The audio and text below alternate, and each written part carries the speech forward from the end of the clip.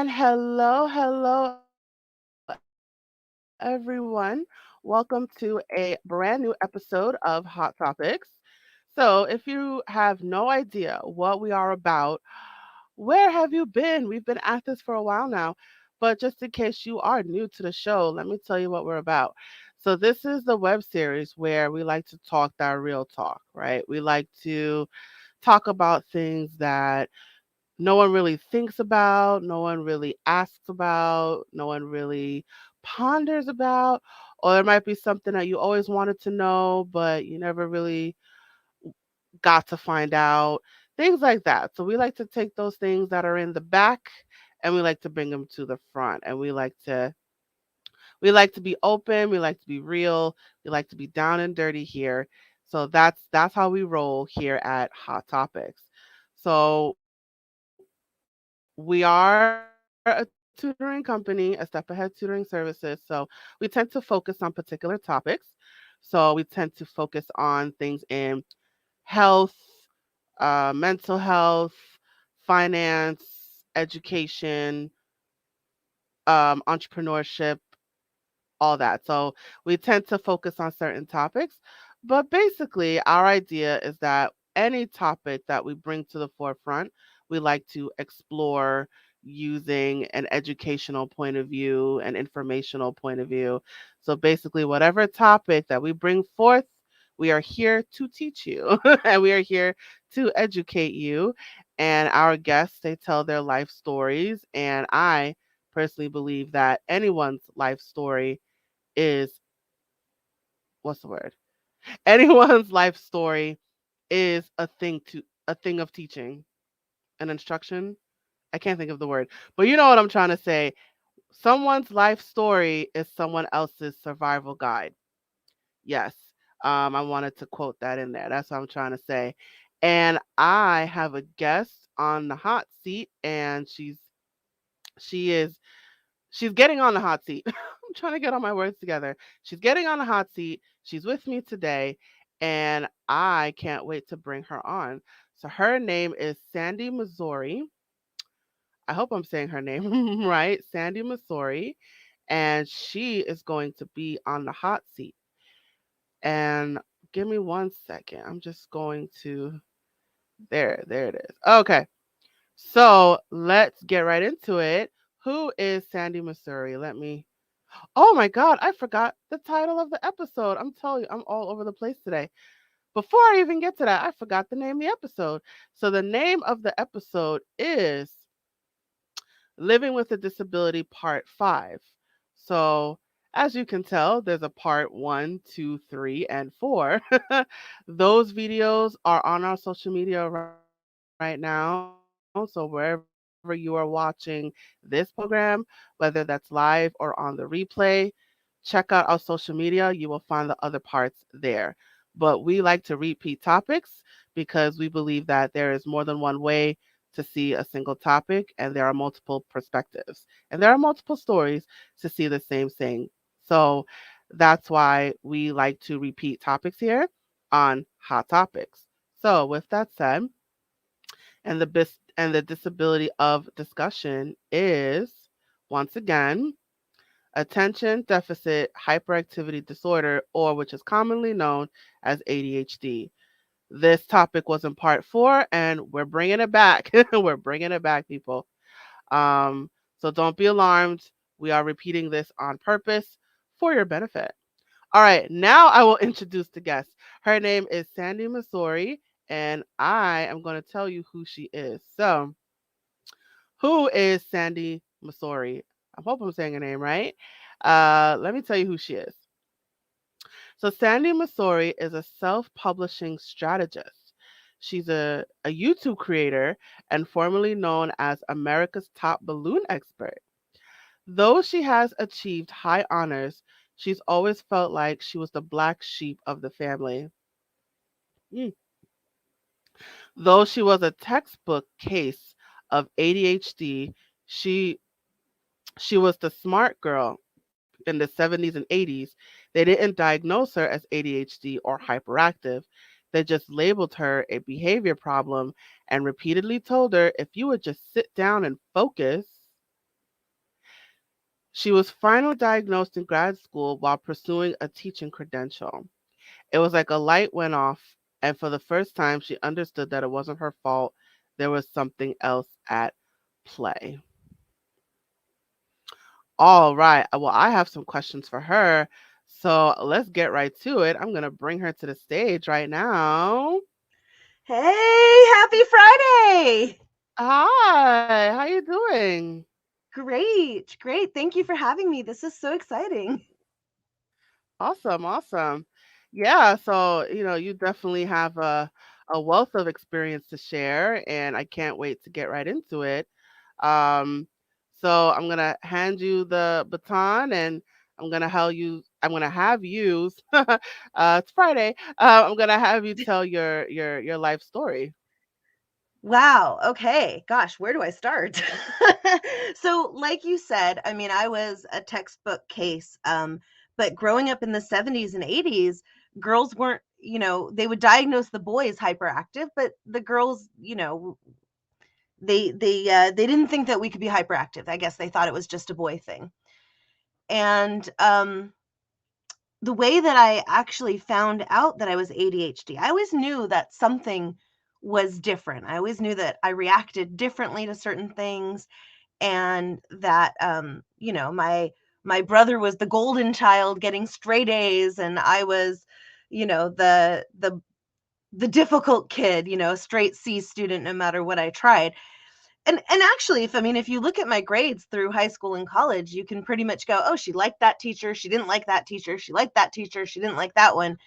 Because having a teacher that believed in me and that would help me and that supported me and that understood that my abilities and maybe my behavior or even what was showing up on the test were not the same, made a world of difference. And similarly, those teachers that treated me like I was neurotypical and that I should just be just like everybody else, I didn't do well, not surprisingly.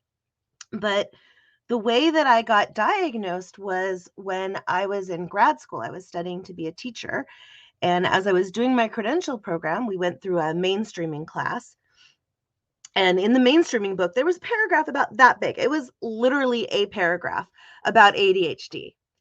And I read that and I thought, oh, I want to learn about this because I was a difficult kid in school. Like in elementary school, my mom, she had her own chair in the principal's office. I mean, they were like on we didn't text back then in the 70s, but, I mean, they were on like a very close relationship basis because of how often I was called into the office.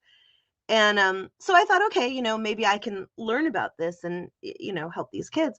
So I started reading about it on my own. And as I read about it, actually, it wasn't even as I read about it, it was as soon as I opened up the book that it just struck me like, oh my God, this is me. This is my story. And and so then I went to, a psychologist, psychiatrist, I always forget which is which, and got formally diagnosed. And, the questions that he asked me, questions that I wouldn't have even thought meant anything, like when you walk down a hall, do you put your hands out and run your hands down the wall? Like that never occurred to me that that was a thing that I was doing that had anything to anything. I was just, something I always did. He had me try to count backwards by threes. And of course, I kept losing my place and having to go backwards and forwards. And the same thing to try to do the alphabet backwards, and basically different tasks that would require a kind of sustained focus, that I wasn't able to do. So there it was, and he's like, "Yeah, it's pretty clear." And it was like, on the one hand, such a weight went off of me. It was such a relief. It was like, "Oh my God, I'm not a screw up. There's something else happening. It's I'm not neurotypical, right? I'm not just like everybody else, right?" And if I had just a penny for every time in my life that I have heard, "Well, everybody else blah blah blah blah blah." Okay, great. Well, I'm not everybody else. So anyways, yeah, that's how I found out that I was ADHD. And since I wasn't diagnosed until grad school, I wasn't put on medication until grad school. So, I learned some coping skills, and um, I think that one of the greatest gifts of ADHD is our ready, fire, aim personality, right? I mean, it can be a good and a bad thing, right? Like, I have no filter on my mouth. If it goes through my head, it's coming out my mouth, which can be good and it can be bad. Um, Nobody could ever possibly blackmail me because literally everything is out in public. I can't, hide things or do secrets or whatever. I mean, if somebody tells me a secret and says, "Don't tell anybody this," then I lock that down because now I'm focused and conscious of it. But short of that, who knows what's coming out my mouth? But the superpower part of it is that that impulsivity, that passion for things that we're naturally excited about and attracted to, um, we can move mountains, right? And that ready, fire, aim thing. I mean, yes, sometimes it can lead to sticky situations, but it can also lead to greatness. And every jump that I've taken in my life um has turned out. I mean, maybe it's like a cat that, mid flip I'm like figuring out how to land on my feet, but it's definitely happened so many times in my life that it's like I just did something and then it's like, "Oh my god, what did I do? Okay, how do we make it work?" So I think that's another blessing of ADHD is we're really good when we're under fire, when we're under pressure, when the clock is ticking or when it's an emergency. We do really well. And the other thing is that with the way that, they say that you can't multitask, but I do multitask. Um and, I mean, my brain is working on multiple tracks at all times. And so sometimes I will come up with things that I don't know where they came from. I don't know. I can't I can't give you the argument or the background of I found it from here and then I thought about this and then I thought about this. But sometimes I will have, if I can modestly say, flashes of brilliance or insight that can help me, that can help other people. But what I can't do is defend my position. I can't defend where it came from. So I'm a terrible debater because and improv. Oh my God, I hate improv because I just get stuck in like analysis paralysis, right? So anything that's going to lead me to think or analyze too much is going to make me stuck because I won't be able to get out of that loop. Whereas anything that I do that I trust my intuition that I just dive into, I'm I'm going to probably be okay. I mean, that's not that everything I do succeeds, obviously, but um, but I manage. I find a way. So um, I don't know. I don't know what else to say. I mean, I could talk for That's hours, but hey, let's have some questions. all right. Well, I wanted to have you get all that out. All right. So, in the bio and um, yeah, but in the bio, you were referred to as a behavior problem. Yes. Can you delve more into that? Yeah. So, okay, by middle school, I figured out how to be cute, right? How to how to manage and whatever. But in elementary school, especially lower elementary school, so let's start with kindergarten, I was not a napping kid. I hated nap time and was very disruptive during the nap time because I couldn't settle myself down. So I just disturbed everybody else, right? So, first grade and kindergarten nap time was when I got in the most trouble. And in second and third grade, um, it was for talking out of turn. I just couldn't shut up. And I remember, I mean, my name was always on the blackboard. Right? Remember, old school, old school discipline, right? Your name on the blackboard, and then the checks. And if you get so many checks, you get sent to the principal's office, and so many more checks, and you get suspended for a week. My name was always on the board, always. In fact, so we had the quiet corner again, old school discipline. So I'm, gosh, it would have been in like 1979, 1978, something like this. So we're going back a ways. Anyhow, we had the quiet chair in the corner, and that was my chair. I mean, I was sent there all the time. And I remember that there was even one time that Like, I knew that I was going to get in trouble for speaking, and I even, like, was, like, holding I don't know if I had, like if it was, like, deja vu or whatever, but I was even, like this, and I still couldn't help myself. It bubbled out. Um, and I remember that in 3rd grade, we had a student teacher named Mr. Steve. And he was the first, probably because he was a student teacher and he was new and, we didn't know that back then. I mean, I didn't as a 7-year-old. He was just a teacher. But he tried so hard to help me. So I remember that he told me, if you can go a whole day without getting any check marks, I'm going to bring you this cookie. And he brought me this like giant cookie that was bigger than my face. And then another time he told me, well, he knew that I couldn't go without getting my name on the board. So he didn't set me up for failure by saying I couldn't even get my name on the board, just no checks.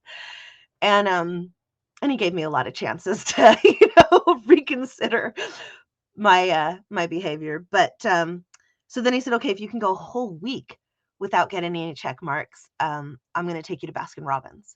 I mean, of course, he got permission from my parents and everything like that. And I was so excited about that, and I almost lost it.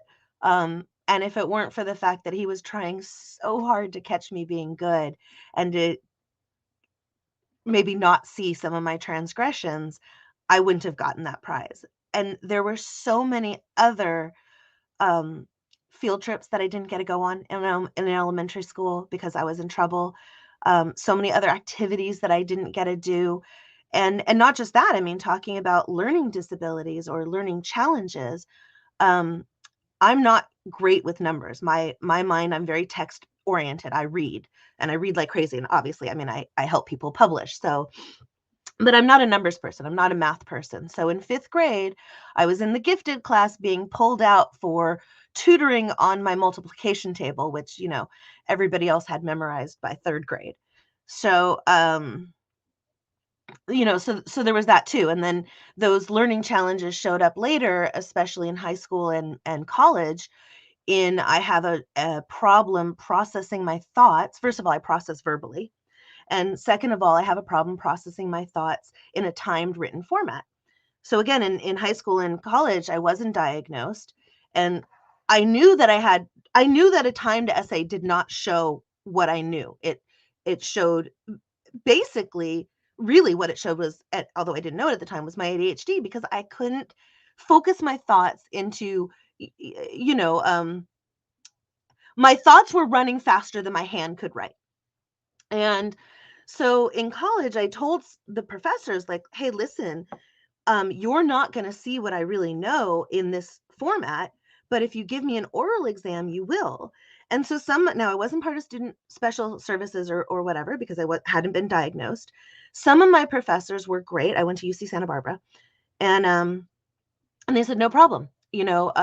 Take the test, and right afterwards, so I didn't have a chance to study or look at anything. Right afterwards, I'll give you an oral exam, just quizzing you on your answers. Or some of them let me take it into a tape recorder. They just sent me into the other room and they let me record my answers.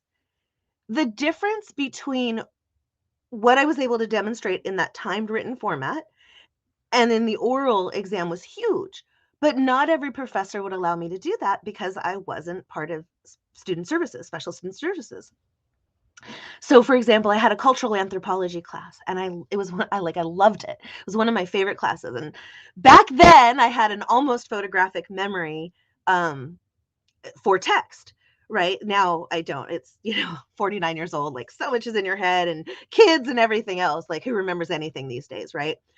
But back then, I did, and so I I led the study group. Nobody in my study group had even opened the book. And every single person that was in my study group got an A based on what I taught them.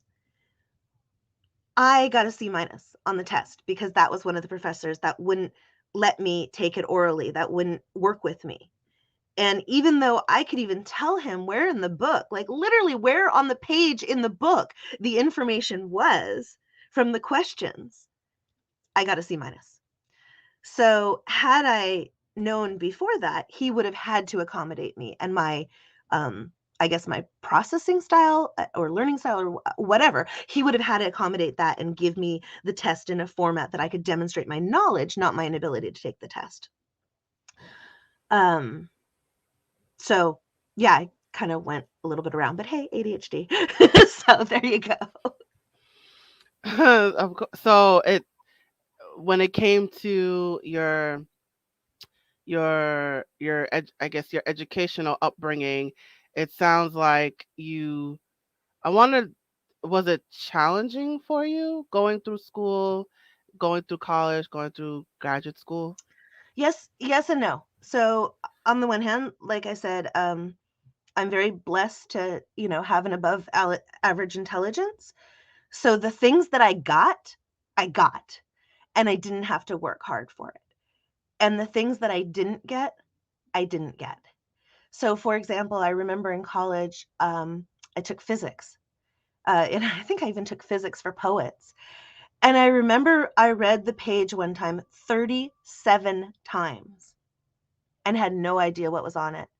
At the end of the page, after 37 times, it was not interesting to me innately enough to hold my attention. And every single time, 50,000 things are going through my head, and I had no idea what was on the page.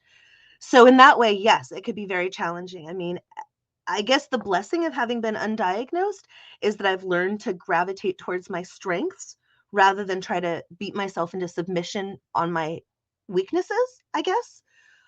Which is why I'm an entrepreneur, right? I'm probably not great at working for somebody else, but I'm really good at what I do, which is, I'm a sprinter, not a marathon runner, right? So I know that I have huge energy for projects in the beginning, but if they go too long, then I'm going to lose interest, that I'm not going to be able to see it out.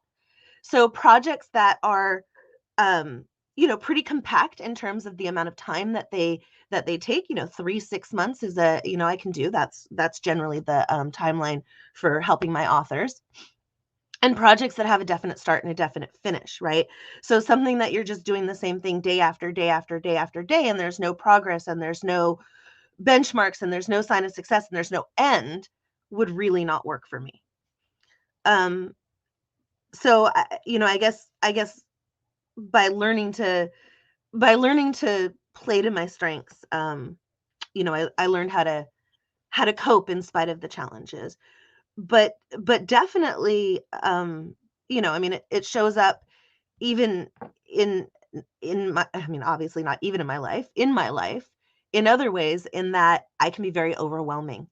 um my energy can be very overwhelming, right? Because I've got this huge hyperactive energy, which makes me great on camera, but can be very frustrating to be around. As my ex-husband would tell me all the time, you're just overwhelming, you're just too much.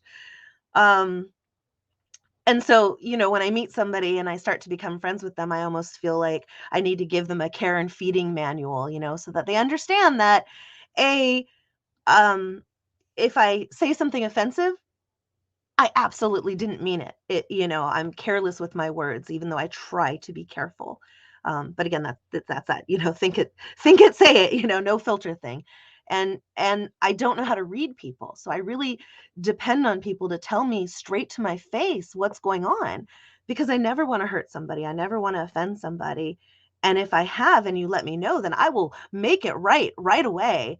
But I really have difficulty with passive aggressive people because I don't know how to read them. I can't read between the lines. And so this is something that even today, at 49 years old, is a huge struggle. Um, so I don't know. I answered your question or So I'm guessing like complicated emotional responses are hard for you to read. So things like sarcasm or sarca- uh, sarcasm, irony, things like that may be hard for you to detect. well, sarcasm is usually pretty blatant. I mean, I can get sarcasm, but what I don't get maybe is like somebody with a dry sense of humor. I believe everything, you know. So, for example, my maiden name is Harrison. And my dad told me when I was really little that we were related to George Harrison of the Beatles, that he was our cousin, and never told me that he was teasing me and that he was joking. And so in college, I brought somebody home, and I'm like, "Oh yeah, and George Harrison is our cousin." And my dad looks at me, he's like, "What are you talking about?" I'm like, "You told me that." He's like, "No, he's not our cousin." So I don't I don't get when people are, I guess, are teasing or dry sense of humor. But sarcasm is, that I can usually get. That's usually pretty blatant. But again, passive aggressive is the thing that's the hardest for me, right? If you tell me it's okay, then I believe you. If you tell me that you don't have a problem with something, then I believe you. And if you do have a problem with it, or if you don't, if you have a problem with something and you don't say it, but you expect me to figure it out because maybe you're acting slightly differently, I'm not going to get it at all. And I'm just going to go on thinking that everything's okay. And honestly, I mean, a lot of my relationships end very explosively because of that, because I'm unable to read those tiny little signals. And that it when it comes to social relationships and um even connecting with clients, I can imagine that could be um particularly with clients and when financial transactions are involved, I can imagine that could be difficult um in trying to read people. Yeah, I mean, I think that my biggest challenge with clients is that, or with really more with prospecting clients, is I'm not pushy enough. I don't have that aggressive personality, and I don't know when somebody's like saying no or not now, but it's really kind of a convince me. So again, I take it at face value. So if they're like, oh, it's just not the right time, then my answer is always like, okay, well, I'm here if you're, when you're ready, rather than maybe leading them into a conversation of what's holding you back or things like that. Done all this sales training and it doesn't feel natural to come out of my mouth, so I'm not good at it. So I probably leave a lot of money on the table with clients, but the clients that do work with me, um, we have a great relationship because I'm not everybody's cup of tea, right? So the people that work with me are attracted to my energy and um to my blatant honesty, right? I mean, I'm not going to BS people, right? So I tell my clients sometimes what they don't want to hear, but it's the truth. So the clients that do work with me appreciate that. Awesome, awesome. All right, so you mentioned it a couple times. You talked about coping skills. Let's get into that. What were Yeah. those coping skills? Okay, so here's one coping skill, and I see this in my children as well, who are also ADHD. Um, and that is that until the last minute, it's not going to get done. And I know that doesn't necessarily sound like a coping skill, but the coping skill is this: even if I try to do it way in advance in the right time zone, for whatever reason, my brain is not ready to turn on or have those flashes of brilliance or the insight or whatever. I I don't know I mean, I don't know the I guess the neuro whatever that's going on and causing that, but whatever it is, there's something there. And however, in that 11th hour, I am amazing, stressed out, but amazing. And my children are the same, right? And that's when, things get pulled from, you know, seemingly our butt, right? That totally work. And so the coping skill is that I've learned not to try to force myself to start too soon because that's just going to make me frustrated. And to trust that. And then also to accept that there's going to be stress, right? That all-nighter or whatever is going to be stressful, but I'm going to get the great result. Other coping skills are, like I said, I'm I try to do things that I'm going to do well or that work for me, and instead of forcing, for example, taxes, right? I don't understand taxes. I don't understand how the numbers work out. I don't know. It just makes my head spin. Like, I mean, every time somebody tries to explain it to me, it's just like, I don't get it.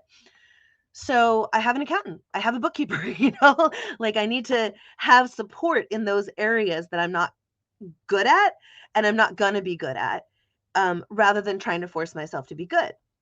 So then there's always the argument, well, that's great if you can afford it or whatever. But to me, I can't not afford it. So, my belief, I guess, on money making, and obviously this comes from that entrepreneurial mindset, is okay. So go make more money, right? So if I need $3,000 for an accountant, then my next question to myself is, okay, so what do I need to do to find that $3,000, right? Who can I sell? Who can I sell something to? What can I do to create that? And so those are the coping skills that I've learned to, I guess, work with my strengths and weaknesses, um, and I guess stay in my lane, and really to trust when I do that ready, fire, aim, and I dive in, to trust that I'm going to land on my feet and I'm going to be okay, because there's always that moment afterwards of, oh my God, what did I do? Like, and so trusting yourself in that. Um, I mean, there's also other things like, lists. I mean, nothing's going to get done unless I can get it out of my head onto paper. Realizing that I process verbally. So for example, let's talk about toxic positivity, right? So since I process verbally, in order for me to process my feelings, I need to be able to vent about it. I need to be able to, as we say in Yiddish, kvetch, I need to be able to complain. I need to be able to talk about it until I work it out. If I can't talk about it, and I really felt this during the pandemic, being so isolated, it's like I'm just screaming in my head to myself. And I feel like, if you ever saw the Scream by Edward Munch, that painting of, just like it's going in circles in my head and I can't get it out. So so to have people around that I can bounce things off of. And again, if you're lucky enough to have a good friend or a family member who can fill that role for you, that's amazing. If not, I mean, like I have a coach exactly for that purpose, because if I can't process what I'm thinking and feeling verbally, then I'm stuck, and I have zero momentum. So that's another one. All right. So just to clarify, so in terms of coping skills, you you trust yourself, right? That's one. You use a lot of lists to get things down. So you don't try to keep it all in your head. You try to write it on paper. Um, what else? I think you mentioned a few others. Yeah, Uh, processing verbally. So yes, having to processing. talk things out. Yes, yes. Sorry. Oh, yeah. So processing verbally. So being aware of that and doing doing your business and the way you organize your life, doing it verbally. Um, so I think you're I think the biggest thing is playing to my strengths, right? It yeah, it's being aware of where my strengths are, um, and where they're not, and getting other people, or hiring other people if possible, or getting other people to do the things that I'm not good at, instead of beating myself up that I'm not good at it and trying to force myself to do it. absolutely, absolutely. So you are aware of your weaknesses and you find ways to compensate for that. So whether that's hiring somebody, writing it down, processing things verbally, you're aware of your flaws and you work to address it in one way or another. Right. And not making myself wrong or feel guilty for not not being able to do something that everybody else maybe is. So for example, yoga. Yoga makes me crazy. There's nothing more stressful to me than yoga. I don't do it. But, I've gone a couple of times with friends because they told me it will help me clear my mind and blah. But no, no, no, no. Oh my God, it does the opposite, because where everybody else is like having to be so calm and quiet, that's stressing me out, because I'm, especially in that moment, feeling even more hyper, and then feeling that I can't express myself or make noise, or I don't want to disturb everybody else, so it becomes a very stressful experience for me. So I don't do yoga. Like, when people ask me, hey, do you want to come to a yoga class, instead of trying to force myself to become good at yoga or meditation, I don't do it. Like, I'll do something else. Like, give me something active that I can do that can bring me back to mindfulness, right? Instead of telling me to just sit and do nothing, Maybe something that's like like there's like the fidget spinners and stuff, right? There's a I think it's called PQ reps or something like that, right? Where maybe I'll like rub my fingers like this and try to put my focus into my fingers, or something like that. But it has to be kinesthetic and with movement. I can't just sit, and so I don't put myself in situations that would force me to, because I'm going to fail in that situation. So I imagine it, I mean, going back to school being tough for you because you have to sit, you know? So I imagine with school that was very tough for you to do that.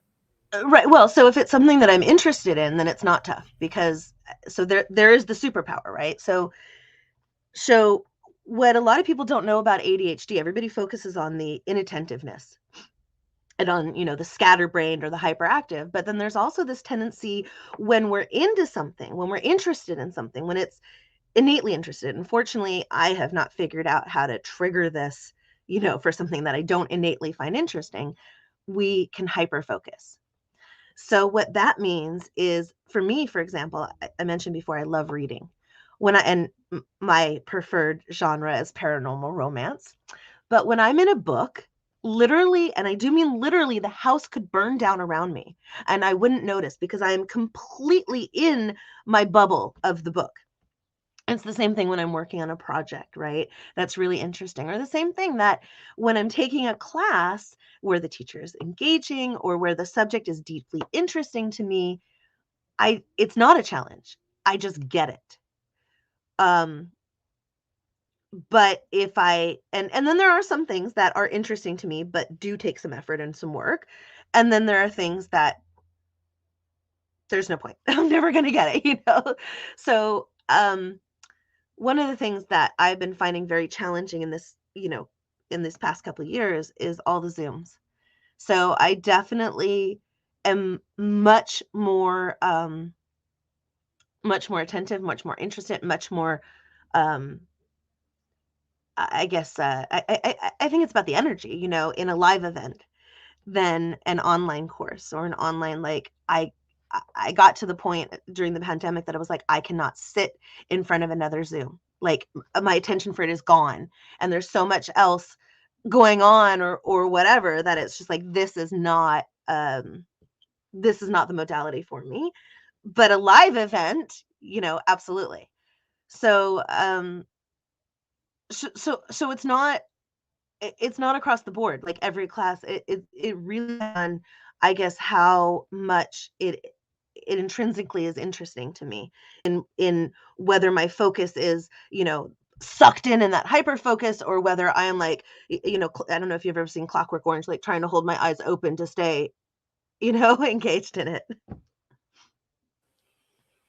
I think ADHD should actually, instead of be called um attention deficit hyperactivity disorder, I think it should be probably called attention inconsistency hyperactivity disorder, because of that flip side of the hyperfocus, which can totally be a superpower. That's a good point. And just to tag on the part where you say, like, if it was interesting to you, you're more likely to pay attention. I think that's pretty common for anyone with ADHD, even in little kids. Absolutely. If it's interesting to you, you're more likely to pay attention. So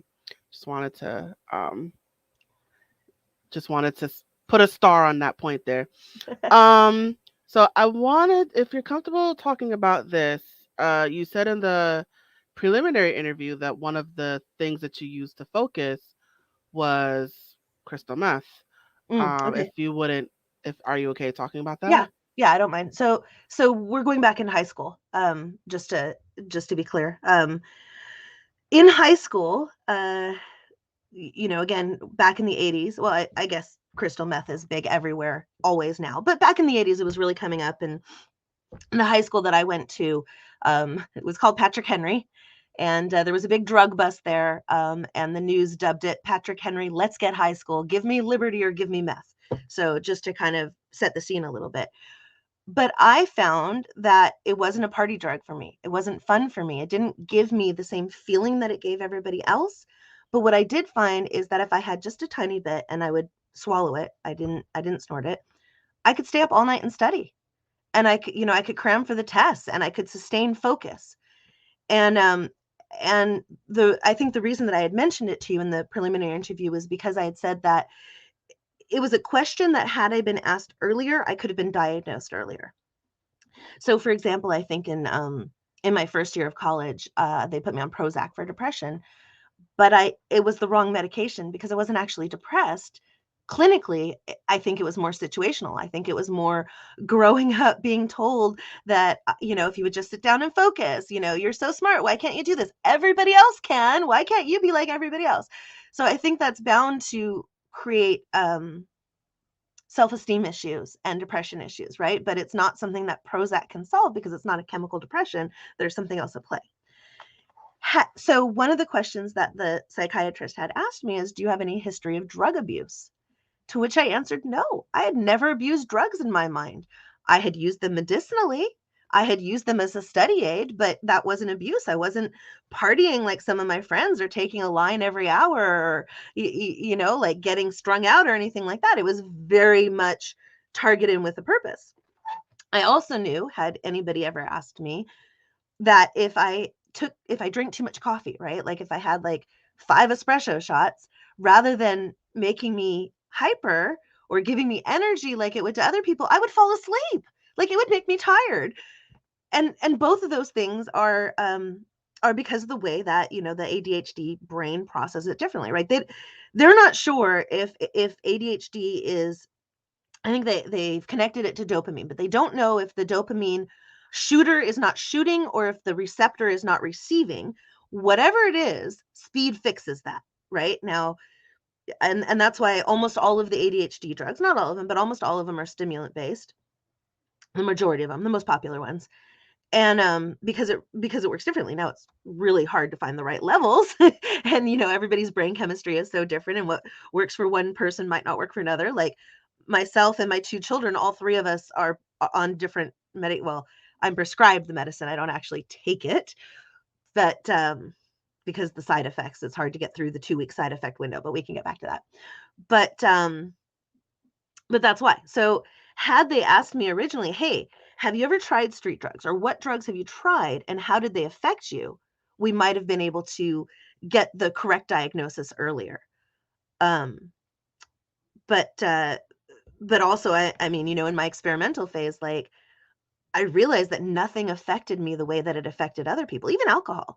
I mean, for me, alcohol, I don't have that fun window, that fun giddy window, so I don't drink, right? It goes from, ew, I don't really like the taste to, oh my God, the world is spinning. I gotta throw up, like make it stop. Like I don't, so what's the point? I mean, in college, I realized that it was more fun to pretend to be drunk and not have to take any responsibility for anything I did because everybody thought I was drunk, but then I could drive myself home safely rather than to actually be drunk. But anyways, I digress.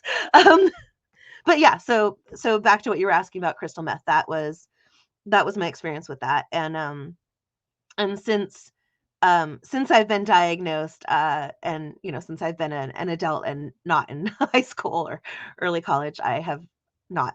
I mean, yeah, now I wouldn't. Now I know, and I've seen too much on the flip side of the street drugs. So Good for you. Good for you. All right, so we're starting to wind down. So, do you have any final words of advice that you'd like to share to our viewers? Any words of wisdom that you would like to impart? yeah, so we've talked really just about me and my experience. We didn't really talk about my kids or parenting ADHD children or anything like that. So I think anybody that's an adult with ADHD, you know, we've already settled into our habits. We've already discovered our coping mechanisms or whatnot. But I think if there's any parents out there, um, maybe your kid is ADHD. Um, maybe maybe you are, maybe you're not. Maybe this is your first brush with it, and you're trying to figure out what to do and how to work with them. So it's really important that you don't break their spirit in trying to control their behavior. It's really important that, I mean, look, I was always in trouble. I was always grounded. I mean, always. I like every privilege I had got taken away because I didn't get good enough grades. I didn't this, I didn't that, right? And again, I thought I was a screw up, right? Even though I went to college, right? I mean, I did the things that you're supposed to do, but even doing those things, I didn't see success in myself, you know? So it's really important, I think, that you learn to work with your kid and with their specialness and their differentness. And so, for example, with my children, I knew from a very young age that they were ADHD, and I didn't want to put them on medication until they asked for it. But I did want to make sure that the teachers didn't break their spirit either. So I told the teachers, like, hey, my child is ADHD. They're going to be wiggly. They're going to talk out of turn, you know? Um, and I understand from having been a teacher and also just being a good person that you can't have one kid disrupting the class and ruining it for everybody. But I also understand that if you just keep trying to discipline this child into a behavior that they're not capable of, that you're breaking their spirit. So instead, please, if my kid is being wiggly, make them the errand boy, right? I had boys. Um, let them take that letter to the office. You know what? Write a letter to the office to have them take, even if you don't have an official correspondence, because that break can help them then resettle and refocus, right? So I think that enlisting the teachers to help you to help you work with your kids and their special abilities and their special needs rather than trying to um, I guess, force them into compliance. I think that the goal of compliance is a terrible goal for a child. I think the goal um, should be communication. I think the goal should be understanding. I think that it's far better to have a conversation with your child and say, okay, I know this is what's going on. Like, what can we do together, right? So I had this with my son, and we came up with a whiteboard. And yes, I have to remind him to put things on the whiteboard. I do have to ask him, like, hey, did you turn in your home? Because he does the homework, but he doesn't always turn it in. But I guess the important thing is that if you maintain a relationship with your child that is open and that leaves them willing to come talk to you and keeps that communication path open, that is more important than anything else, because that's going to give them the ability to grow, that's going to feed their self-esteem, and that's going to allow them to explore their neurodiversity. I don't like calling it disability. Their neurodiversity with more openness and without shame. And and I see so many parents of children who are ADHD or otherwise, neurodiverse, who are who are trying to, uh, when I say beat them into submission, I don't mean literally beat them, but maybe, verbally or whatever, to be like the neurotypical kids, and they're not. So really look at who your kid is and really evaluate, you know, is this something that what battle am I fighting? Don't get into the power struggle with them, because that will destroy their self-esteem. Instead, you know, really figure out, like, which is the battle and which is the war, which is the higher goal, what is it that you're really trying to get your kid to do, right? And just to really be mindful, to work with them, and that they work differently, and that it may take some trial and error to find the ways to help them cope and to help them be their best self and tap into the superpowers of it.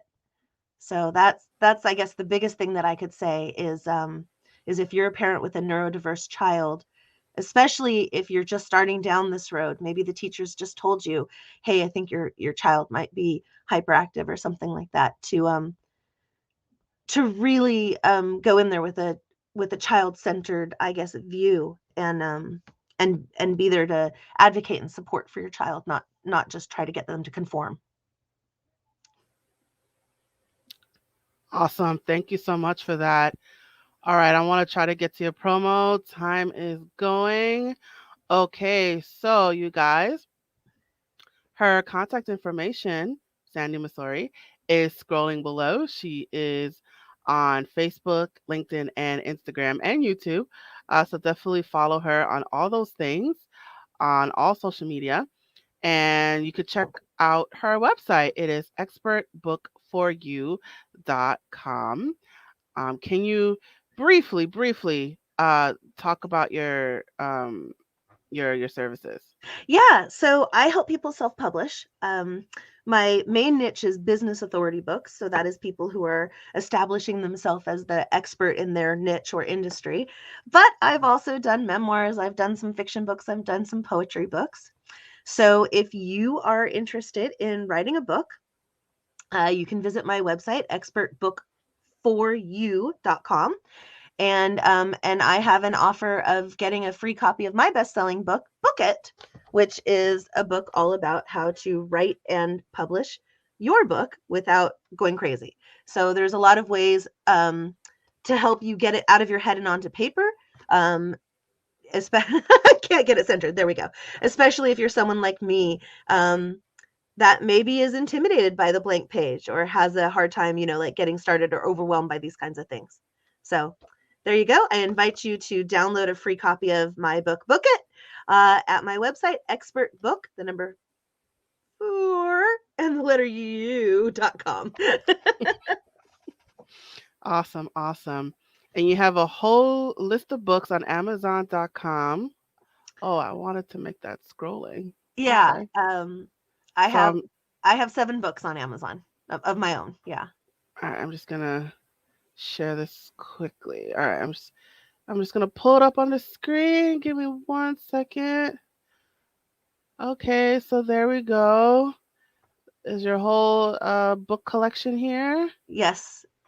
Yes, and you may notice that 6 of the 7 books are about balloons. So that's how I got into books, is that I had a balloon company decorating parties and events, and I started doing marketing to promote my business. And then when I wrote my first book, people started asking me to help them. So it became my side hobby.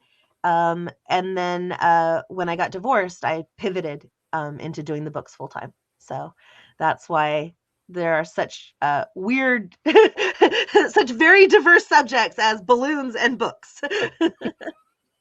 Awesome, awesome. All right, so she's on Amazon, y'all. All right. All right. Sandy, thank you so much for joining me today. Thank you. I hope that I hope that I've helped somebody with this interview, and that this was what you were hoping for. Like I said, I know I can just kind of babble, but it goes with the topic. Of course. Well, let me see if we could get this in here. I wanted to play one of your videos that's on your site. Let Oh, me see okay. if I could get it in. Hello, beautiful people. My name is Herbert Lang. I'm a former 18-year veteran from the Harlem Globetrotters, as well as a former 3-time competitor on CBS's The Amazing Race. Right now, what I'm up to is I'm a motivational speaker as well as best-selling author. And one of the reasons I'm a best-selling author is the help that I received from Sandi.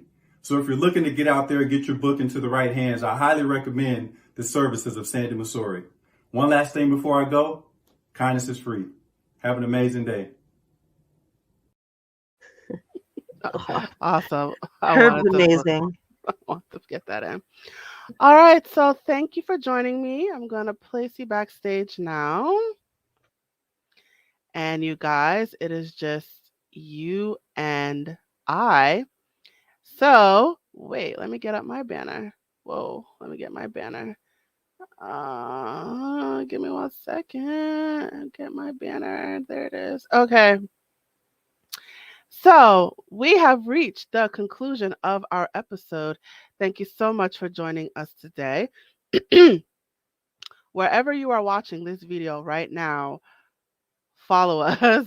Wherever you're watching this video, whether it's YouTube, Facebook, Twitter, or even Instagram, wherever you are watching this video, please follow us on social media. Follow us on social media and check out our other videos and clips. so you could catch up on our episodes, so you can learn more about us, the web series. And while you're at it, let us know what you thought about this episode by leaving a comment in the comment section below or in the comment thread. As a reminder, we are a Step Ahead Tutoring Services. So if you would like to learn more about our services, our production, if you want if you're looking for tutoring services for your child or even for yourself, please check out our website, www.astepaheadtutoringservices.com, or you can contact us on social media. The information is scrolling below at the bottom of your screen. And I also encourage you to sign up for our email list and our texting list so you could stay in touch with us, so we can talk to you about our discounts, our events. Or you just want, if you just love us and you just want to stick it out with us, definitely sign up for our email list and our texting list. And I believe me, it will be worth all the while. All right, so I want to get this last message in before we close. Hey there, have you heard of us? We're a small team of tutors here at A Step Ahead Tutoring Services. We believe that education and information should be accessible to everyone, regardless of income, race, or creed. We're dedicated to making this happen, but we need your help. Please consider making a donation to our company. No amount is too small. Your donation will allow us tutors to remain employed, offer free and low-cost services, put on productions like this web series, and reach out to families nationwide. With your help, we can tackle the academic challenges of our students and the emotional, mental, and behavioral changes that result from these challenges. As a bonus, we can improve our communities in the process. Support us today. Note: we're a for-profit company. We're not a charity. Your donation may not be tax deductible. Please consult a tax professional.